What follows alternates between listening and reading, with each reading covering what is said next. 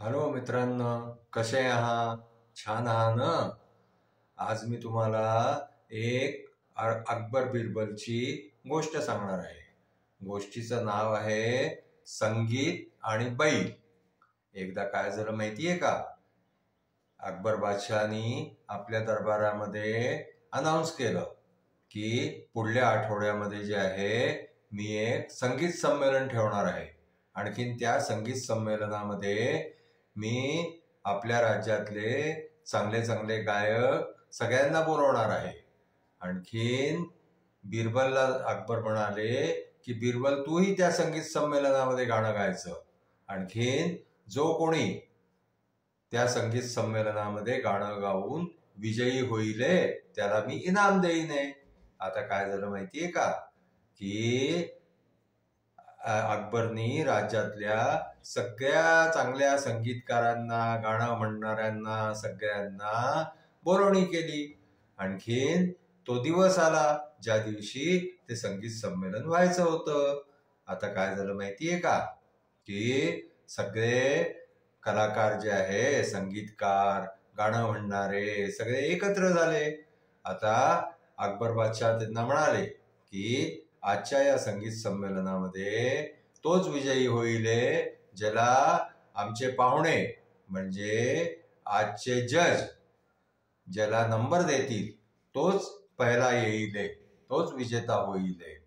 आता काय झालं की सगळे इकडे तिकडे पाहू लागले की कोण पाहुणे आहे, कोण आजचे जज आहे. त्यांनी मागे वळून पाहिलं तर एक शिपाई जो आहे तो एका बैलाला घेऊन आतमध्ये येऊन राहिला होता. आता सगळ्यांना खूपच आश्चर्य झालं की हा बैल कसा काय जज होईल, आणखीन हे आज काय प्रकार आहे हा. आता कोणाला काही समजेना. पण आता राजा बादशाह समोर कोणी काहीच बोलू शकत नव्हतं. म्हणून जे आहे ते संगीत संमेलन सुरू झालं. आता सुरू झाल्यावरती सगळ्या कलाकारांनी आपले आपले गाणे, आपले आपले वाद्य खूपच छान प्रस्तुत केले.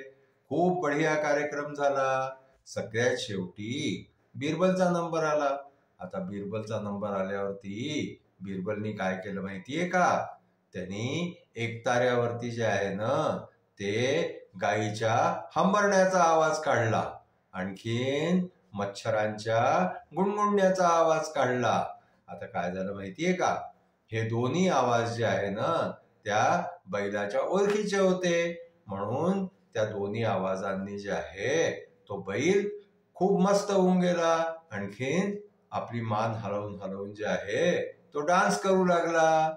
आता जे आहे ते अकबर बादशाहनी सांगितलं की आजचे जे संमेलन झालेलं आहे त्याचे विजेता बिरबल आहे. कारण बिरबलनी असं काही केलं ज्यांनी की आमचे आजचे जज बैलराजे जे आहे ते खुश झाले. आणखीन ते जे आहे ते नाचू लागले. कारण बिरबलनी असं संगीत वाजवलं की ज्यांनी बिरबल त्या बैलाला जे आहे ते समजण्यासारखं होतं. बाकीचे सगळे गायक जितकेही होते ना त्यांनी माणसाला समजण्यासारखं संगीत गायलं होतं. आणखीन बिरबलनी फक्त जे आहे ते बैलाला समजण्यासारखं संगीत गायलं होतं.